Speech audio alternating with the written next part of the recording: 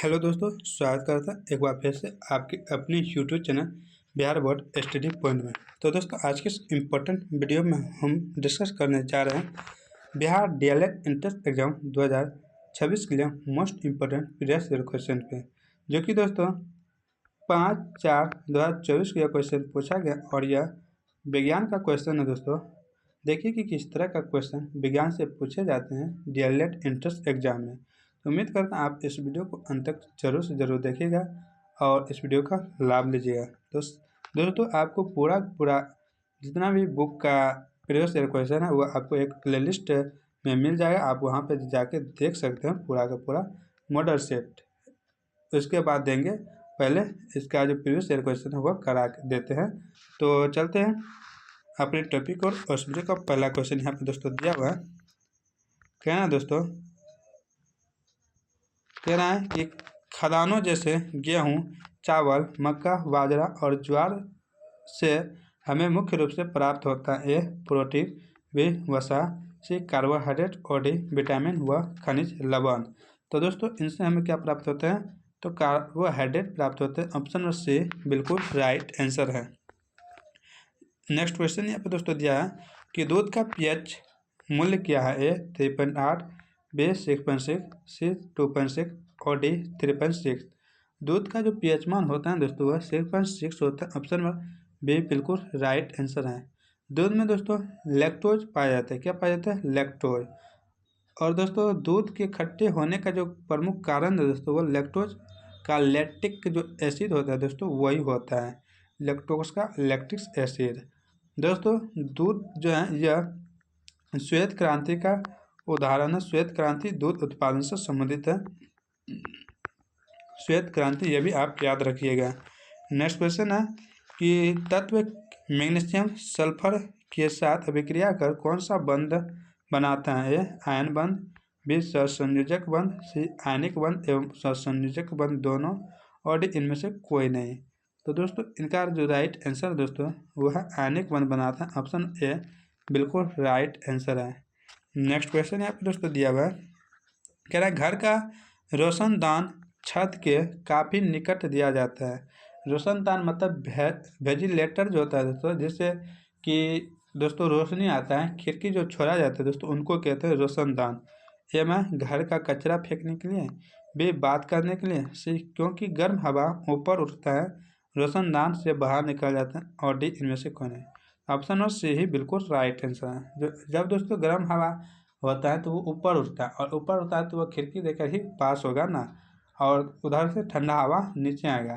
तो इसलिए वेंटिलेटर जो होता है दोस्तों वो सबसे ऊपर दिया जाता है कि छत के सटा के। तो आप ऑप्शन नंबर सी से बिल्कुल राइट आंसर है। नेक्स्ट क्वेश्चन है, विक्टर कर का साम्राज्य है? ए प्लांटे और एनीमिया, बी मोनेरा और प्रोटिस्टा, सी फंगी और डी ये सभी। तो दोस्तों इनका राइट आंसर है सभी। क्या है? सभी। ऑप्शन नंबर डी बिल्कुल राइट आंसर है।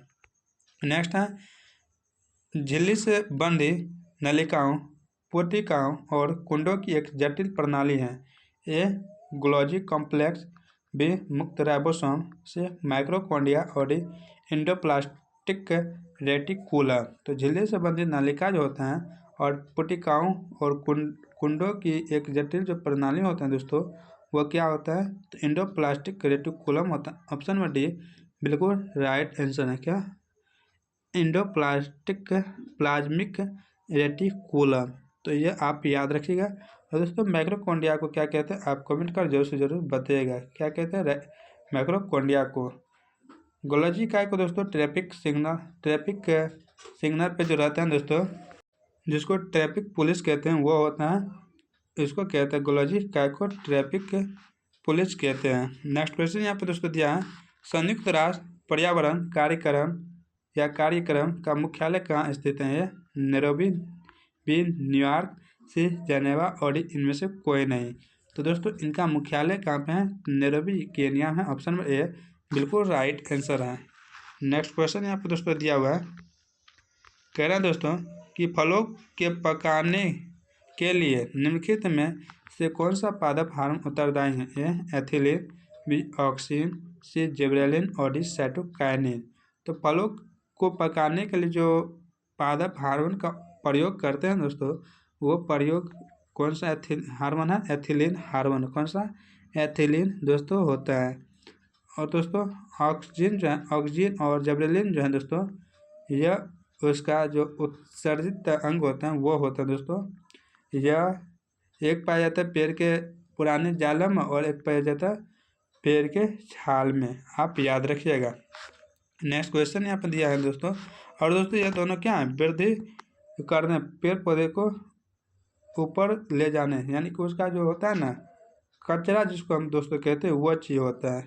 ये आप याद रखिएगा। नेक्स्ट क्वेश्चन यहाँ पे दोस्तों दिया है कि जीन के वैकल्पिक रूपों को क्या कहा जाता है? ए एलीन, बी संलग्न जीन, सी गुणसूत्र और डी समृप्त गुणसूत्र। जीन के वैकल्पिक रूपों को जो कहा जाता है दोस्तों, वो कहा जाता है एलीन। ऑप्शन ए बिल्कुल राइट आंसर है। नेक्स्ट क्वेश्चन यहाँ पे दोस्तों दिया हुआ है, और दोस्तों ये नवविकल्प का थोड़ा क्वेश्चन है। तो कह रहा है कि किसी भ्रमशील वस्तु की चाल 0.06 मीटर पर सेकंड है।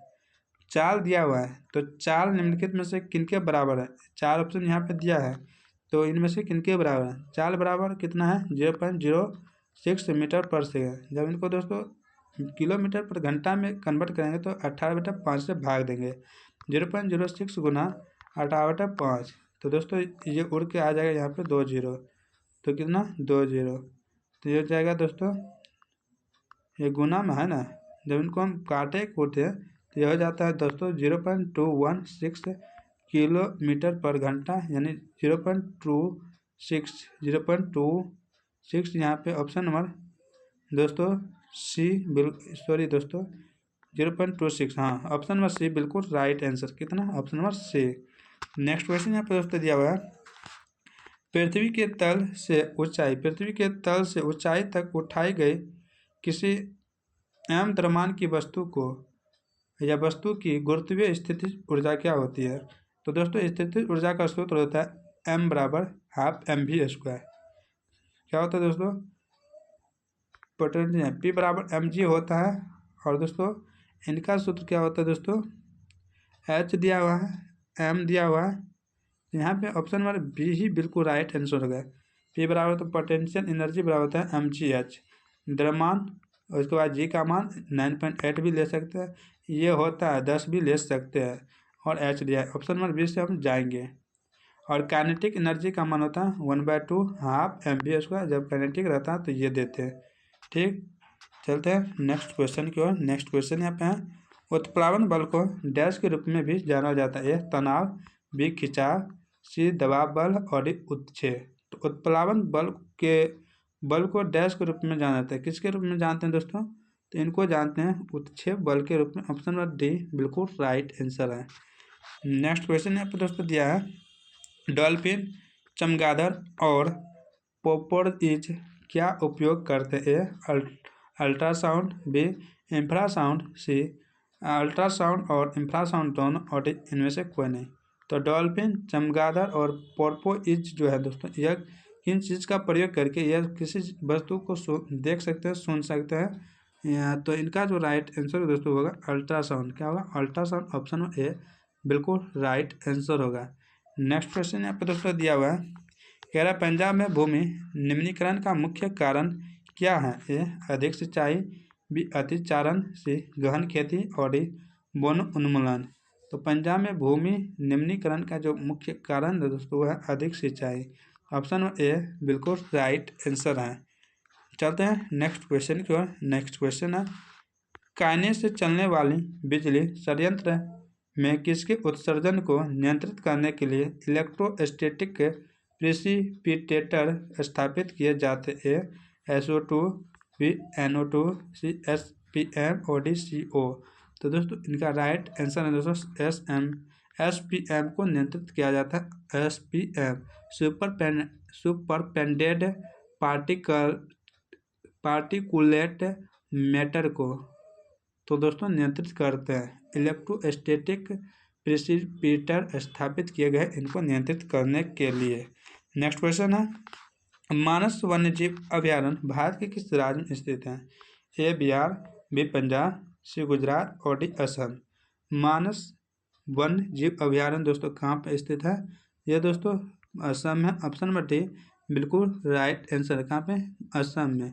और दोस्तों यूनेस्को के विश्व धरोहर स्थल में शामिल है कौन? मानस वन्य जीव अभ्यारण्य। नेक्स्ट क्वेश्चन यहाँ पे दोस्तों दिया है, इनमें से कौन पर्यावरण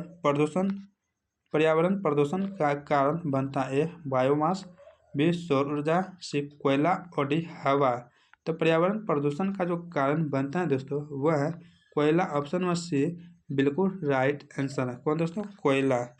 नेक्स्ट क्वेश्चन यहाँ पर दोस्तों दिया है, चालक का प्रतिरोध निर्भर नहीं करता है? ए चालक की लंबाई पर, बी चालक अनुप्रस्थ काट क्षेत्रफल पे, सी चालक के ताप पे और डी चालक में प्रवाहित विद्युत धारा पे। चालक का जो प्रतिरोध होता है दोस्तों आर बराबर रो ए वाई एल होता है ना, रो ए वाई एल होता है। तो लंबाई है रो है यानी अनुप्रस्थ काट क्षेत्रफल और एरिया है। तो दोस्तों इनका राइट आंसर क्या होगा दोस्तों? ऑप्शन में डी चालक प्रवाहित विद्युत धारा पे नहीं करता है। नेक्स्ट क्वेश्चन यहाँ पे दोस्तों दिया हुआ है। नेक्स्ट क्वेश्चन कहता है, बिजली की घंटी विद्युत धारा किस प्रभाव पर कार्य करती है? ए मौसमीय, बी रासायनिक प्रभाव, सी चुंबकीय और डी इनमें से कोई नहीं। तो दोस्तों इनका राइट जो आंसर हुआ है चुंबकीय। ऑप्शन और सी बिल्कुल राइट आंसर है। बिजली घंटी विद्युत धारा के मैग्नेटिक प्रभाव पर कार्य करती है। नेक्स्ट क्वेश्चन है और इस वीडियो का अंतिम क्वेश्चन है दोस्तों, कह रहा है कि श्वेत प्रकाश जब प्रिज्म से होकर गुजरता है, यानी ये प्रिज्म होता है दोस्तों, जब यहाँ से गुजरता है तो ये क्या होता है? तो जो रंग सबसे अधिक विचलित होता है दोस्तों वह है। तो दोस्तों ये यहाँ से जाता है तो यह विचलित हो जाता है। तो 7 रंगों में यह यहाँ से विभक्त हो जाता है। सबसे नीचे होता है भी और सबसे ऊपर होता है आर। सबसे कम विचलित कौन होता है? यहाँ पे कह रहा है सबसे अधिक विचलित कौन होता है? ए में लाल, बी में पीला, सी में बैगनी और डी में नीला।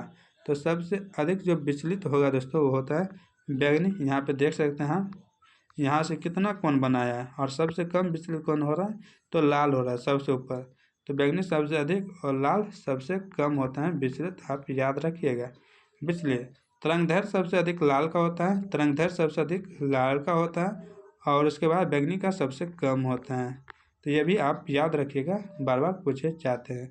तो दोस्तों आज का मॉडल सेट आपको कैसा लगा और हमारे समझाने का जो तरीका है वो आपको कैसा लगा, आप कमेंट कर जरूर से ज़रूर बताइएगा।